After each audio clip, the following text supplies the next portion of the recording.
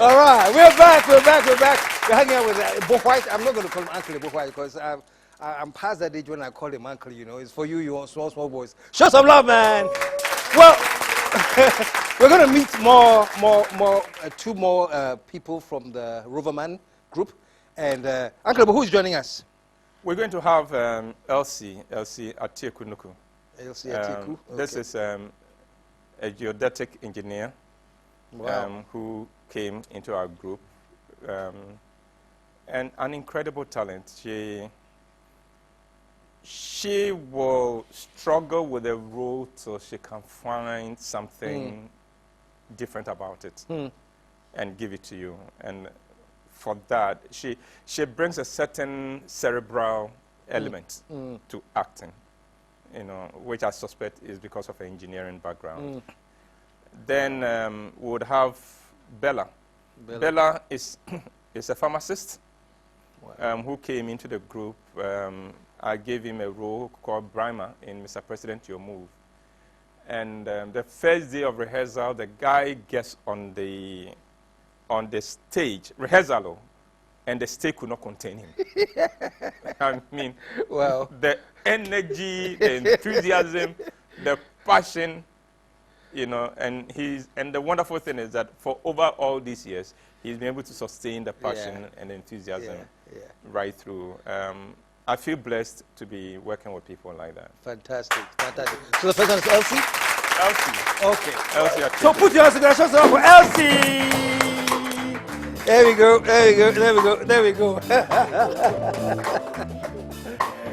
And right behind her is Bella.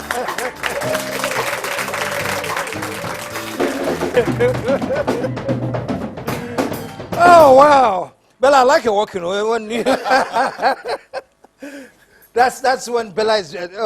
Anyway, welcome to the show. Thank you. Wow, geodetic engineering. Yes. What is that? It's basically surveying. Surveying. Yes, with a lot of IT stuff included. Yeah. Wow, and how did you end up? Did you always have it in you? Or one day you said, let me go and try? I didn't think I had it in me. So what pushed you? I was looking for a job. Okay. So in the interim, a friend called me up and said, Uncle Ebo Whyte is auditioning. And why don't you just try your hands at this whilst you're still looking for your job, just so you don't while away time. So I auditioned, and it was just one of those things. And I got a role. I was a double cast. So one day, the main person didn't come, and I was asked to play it. And I did, and that was... And then you became the main. Yes. Wow. But your friend told you to, in the meanwhile, go and try it out. Yes. Was it because she had seen traces, or he had seen traces of acting in you before? Yeah, not acting per se, but I love reading. I write. I like to write sometimes when I'm inspired. So I think it was based on these that he knew about me, that he asked me to try it out. So go and try it out. Yeah. Wow. And then you tried it. And how did you feel when they called you to tell you were in? Okay. I felt like, oh wow, okay, let's see what this whole acting thing is about. Because I didn't know what it was about. But I loved it because I realized it wasn't, it was more, when we go for rehearsals, it's more brainy than hands-on. And that is what I love about it. That is what I fell in love about it. Thinking about a character, what a character is, what the character could have been, you know, building that whole character, the work of it. That is what I love. Wow. Before I come to you, Bella, she's talking about all these things, and it was her first time. So what was it? Something deep? You know, she's talking like a pro. Because she's come a long way. She's come a long way, and she's worked hard. Once she noticed that this is something she would like to do, she threw herself into it and began to do quite a lot of work also. She's one of the people who look for material and sometimes send it to me and said, I came up on this material. I think you'll be interested in it. I see. So you're still doing survey work? No. No. No. I fell in love with this. You're in love with this? Yes, I'm still in love with it. Wow. Yeah. Wonderful. Bella, you are a strong man, because consistently, you know, and you're a pharmacist. Yes, sir. What are you doing here? What happened? You got time with all the medication stuff. You still practice pharmacy, or you have also? Yes, I'm a practicing Oh, you're pharmacist. a practicing pharmacist. Yes, please. Okay, where? Which pharmacy? So that more people can come there. Well, if you walked into Unicom Chemist, you'll find me there. Which branch? Well, there's 5 branches, but just ask for Bella in any branch. Oh, really? Yeah. Okay. Don't tell me you are the owner. Next thing I know, he's the owner. So you're a pharmacist, practicing pharmacist, and you have earned such a wonderful stage name for acting. Yes, sir. How did you end up with Roverman? I was acting, school acting. My first role was in JSS, where I was asked to play a revised version of Joseph and the Amazing Technicolor Dreamcoat, a dance drama. Yeah. And I was cast as Joseph. And so that was it. So for me, acting was dance drama. Then I went to Adisado College, and still we did that sort of drama, dance, and things. I went to the university and I forgot about it because pharmacy was jealous. Then I see. I finished. I practiced for 4.5 years. Wow. Then, but throughout those periods, I was going through issues. Young man, I was working.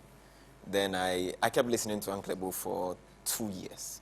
Then one day he said he was auditioning for his next play. If I didn't hear about the first auditions, so the second one I went and I saw a crowd of people there.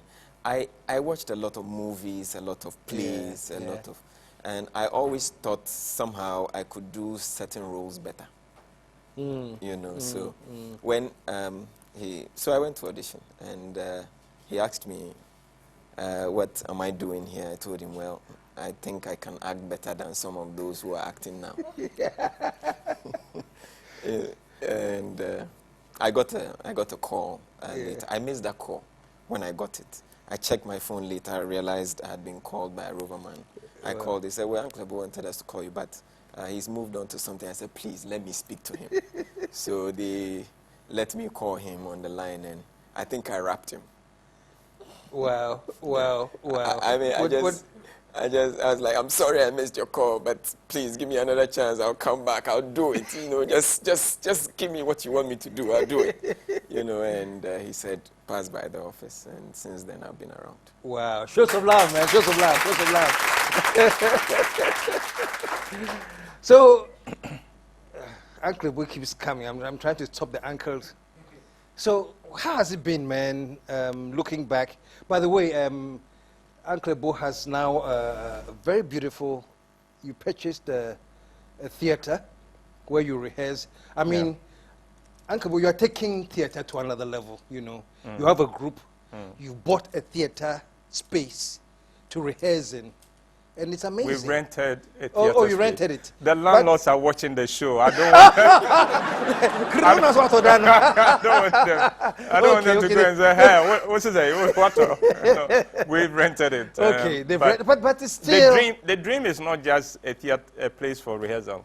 The dream is to own a theater of our own. Yeah.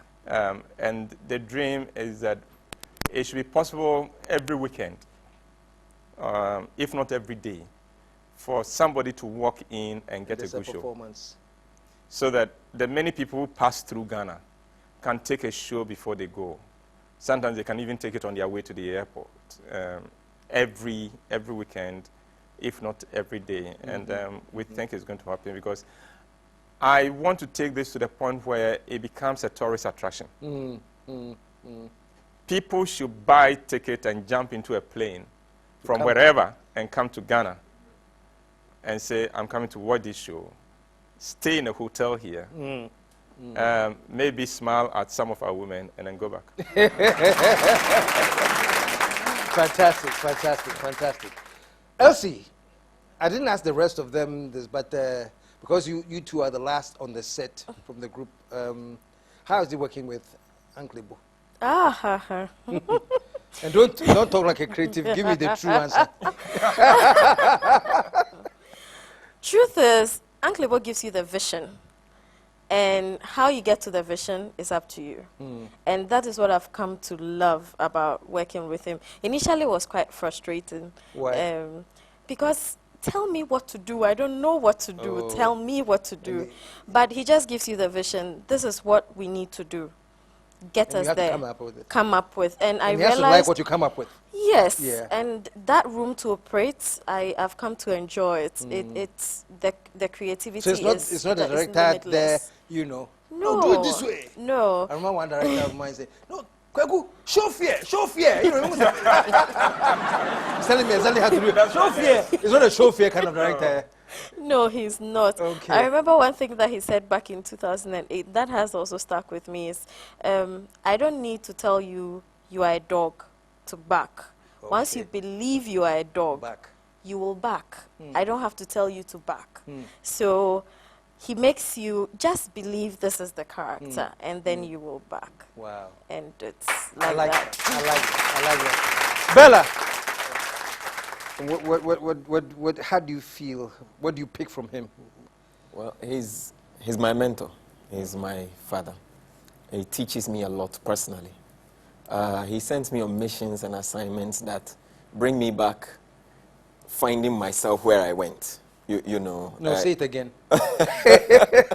He sends me on certain journeys, and I come back and I realize he sent me there to find myself. Okay. You know, he gives me a role, and in the role, I see a piece of me in there that I need to work on or that I need to affirm and do stuff with. But he lets you, on the acting side, he lets you act from the inside, you know, feel it, think it, know it, discover it, bring it. Don't feel judged or afraid or disturbed that it is so. You know, just bring it and let us see what we can do with it. You know, it must be in your heart, in your mind, in your very bones. And then the moment you express it, if he recognizes it, and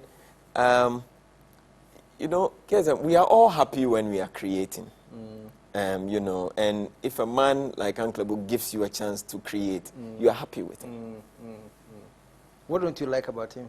Sometimes I think, you know, I'm young, so sometimes I want action, and Uncle Ebo is saying, "Wait, slow down," you know, and I'm like, "Let's go, man."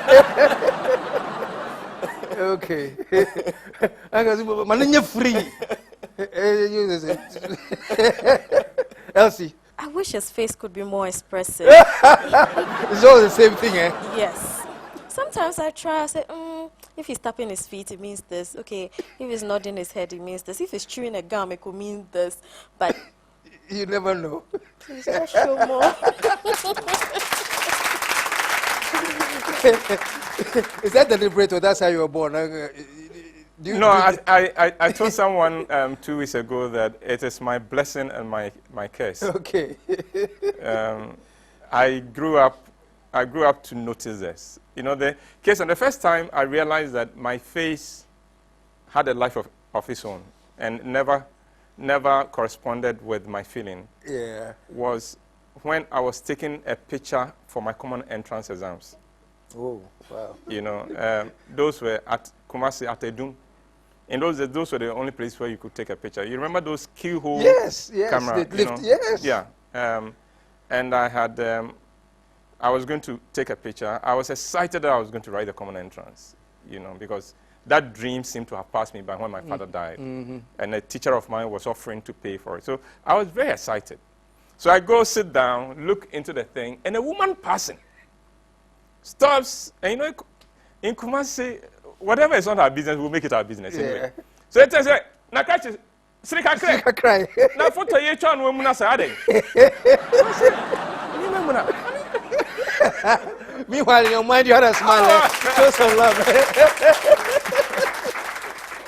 And then I realized much later, Yeah, wow. I tell my staff that I have never gone to a mirror and the look on my face has corresponded with the look I thought was on my face. Okay, okay. So the good thing is that it keeps you from trouble because people don't know what you're thinking. Yeah. If they knew half of the time, some of them would take advantage.